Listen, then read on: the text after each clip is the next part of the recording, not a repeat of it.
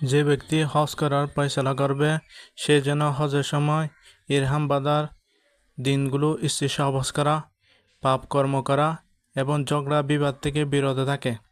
তোমরা যা কিছু কল্যাণে কাজ করো আল্লাহ তা জানেন। আর তোমরা হজের সফরে প্রয়োজনীয় পাথেয় সাথে নিয়ে নাও। নিঃসন্দেহে সর্বোত্তম পাথেয় হলো তাকওয়া, মন্দ কাজ থেকে বিরত থাকা এবং আল্লাহর ভীতি। আর যে বুদ্ধি বিবেকের অধিকারী লোকেরা, তোমরা কেবল আমাকে ভয় করো।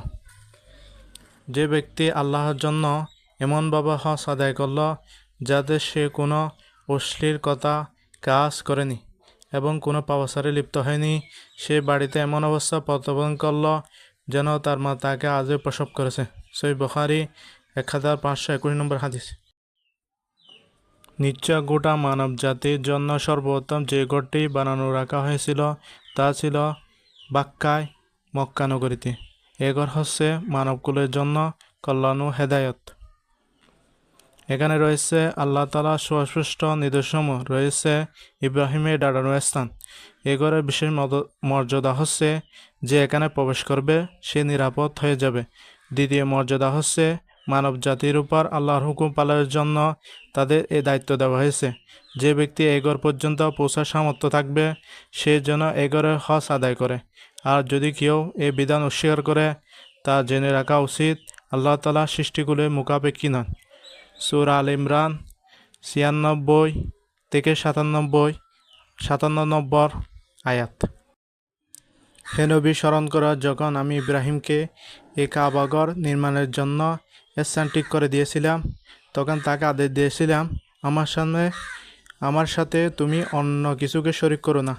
আর আমার এই ঘর তাদের জন্য পবিত্র রেখো যারা এ তাওয়াফ করবে, যারা এখানে নামাজের জন্য দাঁড়াবে, রুকু করবে, সেজদা করবে।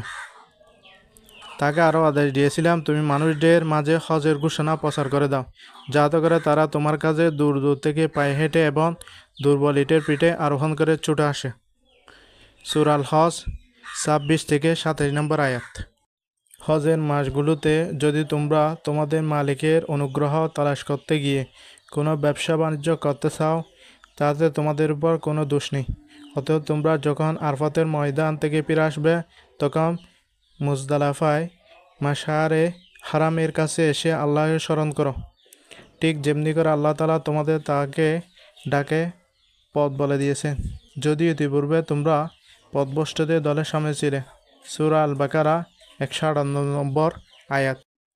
যখন তোমরা তোমাদের হজের যাবতীয় আনুষ্ঠানিকতা শেষ করে নেবে তখন এখানে বসে আগের দিনে যেভাবে তোমরা তোমাদের পূর্বপুরুষদের গৌরবের কথা স্মরণ করতে, তেমনি বরং তার চাইতে বেশি পরিমাণে আল্লাহকে স্মরণ করো।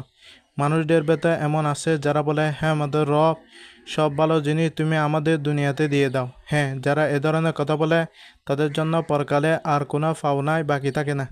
সূরা আল বাকারা 200 নম্বর আয়াত। তারপর তোমরা সে স্থান থেকে ফিরে এসো যেখান থেকে অন্য হজ পালনকারী ব্যক্তিরা ফিরে আসে। নিজেদের ভুল ভ্রান্তির জন্য আল্লাহ তাআলার কাছে ক্ষমা প্রার্থনা করো। নিঃসন্দেহে আল্লাহ তাআলা গুনাহ খাতা মাফ করে দেন, তিনি বড় দয়ালু।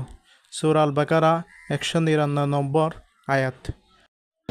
অতঃপর তারা যেন এখানে এসে তাদের যাবতীয় ময়লা কালিমা দূর করে, নিজেদের মান্যসমূহ পুরো করে, বিশেষ করে তারা যেন এই প্রাচীন গড়টির তাওয়াফ করে।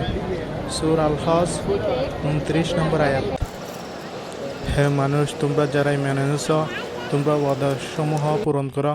মনে রেখো তোমাদের জন্য 4 পা বিশিষ্ট পোষা জন্তু হালাল করা হয়েছে, সেসব জন্তু ছাড়া যার বিবরণ সহ তোমাদের পড়ে শোনানো হচ্ছে। তবে ইরহাম বাঁধা অবস্থায় এইসব জন্তু শিকার করা বৈধ নয়। অবশ্য আল্লাহ তাআলা যা চান সে আদেশে তিনি জারি করেন। সূরা আল মায়েদা 1 নম্বর আয়াত। হে ইমানদার ব্যক্তিরা, ইরহাম বাঁধা অবস্থায় তোমরা কখনো শিকার হত্যা করবে না। যদি তোমাদের কেউ এই অবস্থায় জেনে বুঝে শিকার হত্যা করে তার জন্য বিনিময় হচ্ছে সে যেন যে জন্তু হত্যা করা হয়েছে তার সমান পর্যায়ে একটি গৃহপালিত জন্তু কোরবানি হিসাবে কাবায় পৌঁছে দেবে, যার ফয়সালা করবে তোমাদের দুইজন নির্বাণ বিচারক কিংবা তার জন্য এক ব্যক্তি আপনারা হচ্ছে কয়েকজন গরিব মিসকিনকে খাওয়ানো অথবা সপরিমাণ রোজা রাখা, যাতে করে সে আপন কৃতকর্মের স্বাদ গ্রহণ করতে সক্ষম হয়।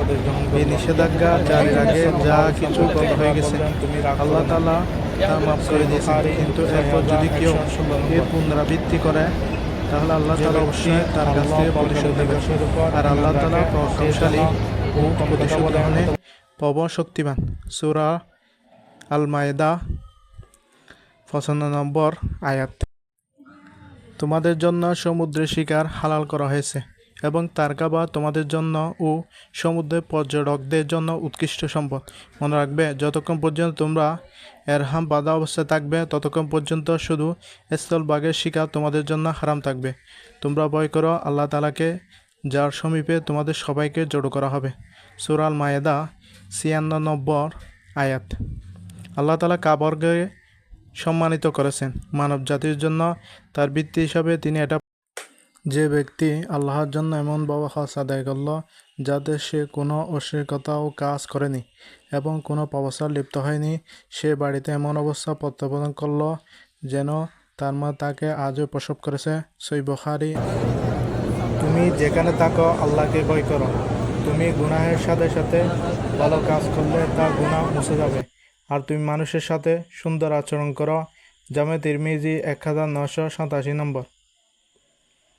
তুমি তোমার সন্দেহযুক্ত বিষয়টিকে ছেড়ে দাও আর তুমি নিশ্চিত বিষয়টিকে গ্রহণ করো। আর নিশ্চয় সততার প্রশান্তি এবং মিথ্যায় অশান্তি। জামে তিরমিজি 2558 নম্বর। এক ব্যক্তি নবী করিম সাল্লাল্লাহু আলাইহি ওয়াসাল্লাম নিকট এসে বলল, আমাকে উপদেশ দিন। রাসূল সাল্লাল্লাহু আলাইহি ওয়াসাল্লাম বললেন, তুমি রাগ করো না। এবার সে কয়েকবার উপদেশ গ্রহণ করল। আর নবী করিম সাল্লাল্লাহু আলাইহি ওয়াসাল্লাম প্রত্যেকবার বললেন, তুমি রাগ করো না। সহিহ বুখারী 6116 নম্বর। যে ব্যক্তি আল্লাহ পরকালের দিবসের উপর ঈমান রাখে সে যেন উত্তম কথা বলে অথবা